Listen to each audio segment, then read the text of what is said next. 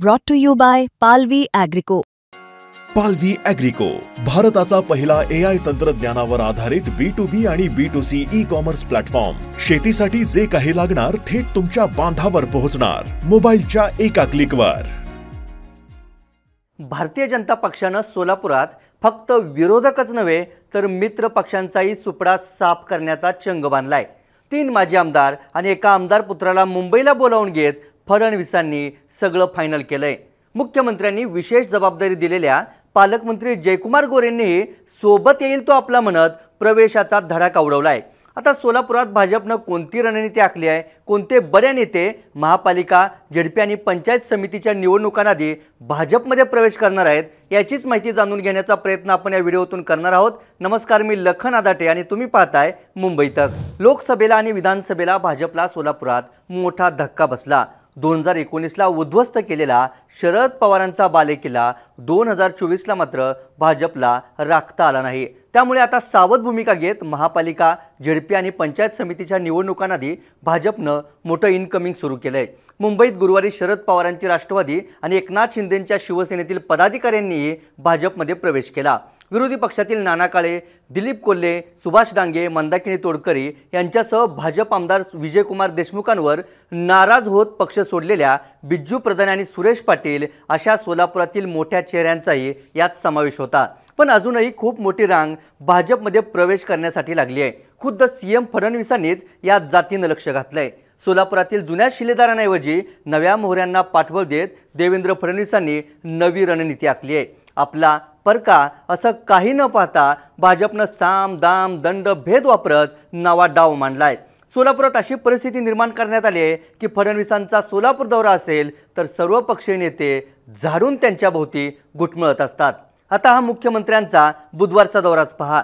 पंढरपुरात सुधाकरपंत परिचारक यांच्या पूर्णाकृती पुतळ्याचं अनावरणाचा कार्यक्रम होता. त्यावेळी फडणवीसांची भेट घेण्यासाठी नेत्यांची घाई बघा. यातीलच काही नेत्यांशी फडणवीसांनी मुंबईत बोलावून चर्चा केली आहे. याच यादीतील नावं आपण एका पाठोपाठ एक करून पाहूयात. यातलं पहिलं नाव आहे अजित पवारांच्या राष्ट्रवादीचे माजी आमदार राजन पाटलांचं. राजन पाटलांचं मोहोळ विधानसभा मतदारसंघात मोठं वर्चस्व आहे. लोकनेते परिवाराच्या रूपानं त्यांच्या मागे मोठी ताकद आहे. 2024चा अपवाद वगळता याआधी राजन पाटील आणि मतदारसंघ आरक्षित झाल्यानंतर ते सांगतील तो नेता आमदार व्हायचा.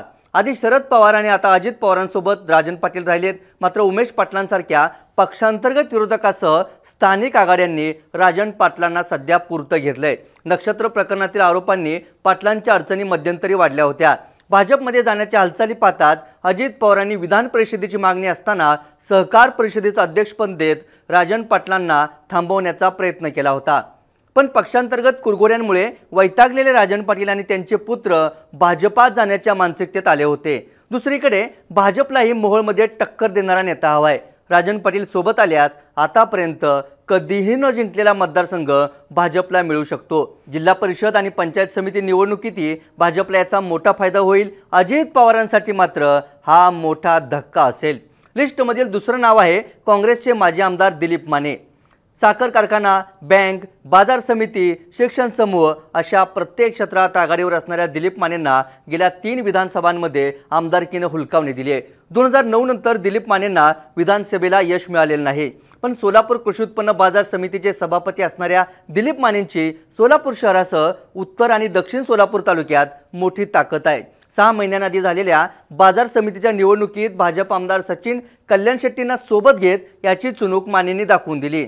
आता दिलीप मानेंना विधान परिषदेवर जाऊन आमदारकी मिळवण्याची इच्छा आहे. तर भाजपलाही आगामी महानगरपालिकेसाठी दिलीप मानेंचा गट कामी येईल. सोबतच उत्तर आणि दक्षिण सोलापूर तालुक्यात झेडपी आणि पंचायत समितीच्या निवडणुकीत कमळ फुलवण्यास माने सोबत आले तर मदत होईल. दुसरीकडे मानेंनाही जिल्हा बँक घोटाळा प्रकरणात भाजपमध्ये प्रवेश केल्यास दिलासा मिळू शकतो. याशिवाय भाजपचा विशेषतः देवेंद्र फडणवीसांचा यामागे आणखी एक प्लान असल्याची माहिती मिळते. दक्षिण सोलापूरमध्ये भाजपचे सुभाष देशमुख आमदार आहेत. त्यांच्या विरोधात दिलीप मानेंनी निवडणुकी लढवलेली आहे. त्यांच्या तोडीस तोड असणारा नेता सोबत घेत सुभाष देशमुखांना मर्यादित आणि बांधून ठेवण्याचा प्रयत्न फडणवीस करत असल्याची जोरदार चर्चा सोलापुरात रंगते. दिलीप मानेंनी मुख्यमंत्र्यांसोबत जाणार असल्याची घोषणा करत फडणवीसांसोबतच्या मुंबईतील बैठकीत काय ठरलं याचा गौप्यस्फोटच केलाय. पण त्यावेळेस चर्चा करत असताना मुख्यमंत्र्यांना माझ्या मतदारसंघातल्या सगळ्या बाजू सांगितल्या. पहिल्यापासून जे भाजपमध्ये आहेत, सत्तेत आहेत, त्यांना माझी काय अडचण होती का किंवा त्यांची माझा अडचण होती, मुख्यमंत्र्यांनी ते स्वतः आमच्यात लक्ष घेतलं पाहिजे. मी एकदा मुख्यमंत्री साहेबांबरोबर, पालकमंत्री साहेबांबरोबर, सचिनदादाबरोबर एकदा राहायचं मी ठरवलं, तर मी बदलत नाही. जे मुख्यमंत्री सांगेल ते मी पुढच्या दृष्टीने मी काम करीन. भाजपमध्ये जाण्याची शक्यता असणारं तिसरं नाव आहे रणजित शिंदे. माढ्याचे माजी आमदार बबन शिंदेंचे पुत्र आहेत रणजित शिंदे. 2024च्या विधानसभेला शरद पवारांच्या राष्ट्रवादीचे उमेदवार अभिजित पाटलांकडून रणजित शिंदेंचा पराभव झाला. बबन शिंदे सध्या आजारपणामुळे राजकारणापासून दूर आहेत. त्यांच्याच उपचारासाठी अमेरिकेत गेलेल्या रणजित शिंदेंनी मायदेशी परतताच सत्तेच्या छायेत जाण्यासाठी धडपड सुरू केली. फडणवीसांसोबत व्यासपीठावरही चर्चा करताना दिसणाऱ्या नेत्यांमध्ये रणजित शिंदे सुद्धा होते. माढा मतदारसंघ कायम राष्ट्रवादीच्या ताब्यात राहिलाय. बबन शिंदे आधी शरद पवार आणि पक्ष फुटीनंतर अजित पवारांसोबत होते. विधानसभेला मात्र बबन शिंदेंनी पुत्र रणजित शिंदेंना घड्याळावर लढण्याऐवजी अपक्ष मैदानात उतरवलं होतं. त्यामुळे अजित पवार नाराजही झाले होते.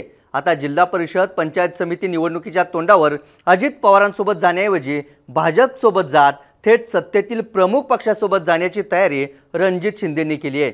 माढ्याचे आमदार अभिजित पाटलांचे फडणवीसांसोबत चांगले संबंध आहेत. त्यामुळे आगामी काळात बदलती राजकीय समीकरणं लक्षात घेता आधीच भाजप नेत्यांच्या रांगेत जाऊन बसावं यासाठी शिंदेंची धडपड सुरू असल्याची चर्चा माढ्यामध्ये रंगली आहे. सत्तेत गेल्यास सोलापूर जिल्हा दूध संघातील गैरव्यवहार प्रकरणातही दिलासा मिळेल अशी अपेक्षा शिंदेंना असल्याचं बोललं जातंय. शेवटी शिंदेंनी हाती कमळ घेतल्यास माढ्यातून एक मोठा गट सोबत येईल. त्याचा फायदा निश्चितपणे भाजपलाही होईल यात शंका नाही. या लिस्टमधलं चौथं नाव आहे मोहोळचे माजी आमदार यशवंत माने.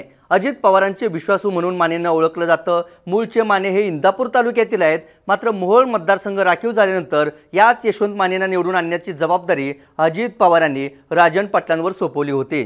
ते 2019ला आमदारही झाले. 2024ला मात्र पराभव झाला. त्यानंतर यशवंत माने मोहोळ विधानसभा मतदारसंघात ॲक्टिव्ह राहिले. पण त्यांचा पक्ष प्रवेशानंतर भाजपला खूप फायदा होईल असं चित्र सध्या तरी दिसत नाही. याशिवाय अजित पवारांचे निकटवर्ती असणारे यशवंत माने भाजपात जाणार नाहीत अशी दुसऱ्या बाजूने चर्चा असली तरी फडणवीसांच्या परवाच्या भेटीत राजन पाटलांसोबत यशवंत माने सुद्धा होते.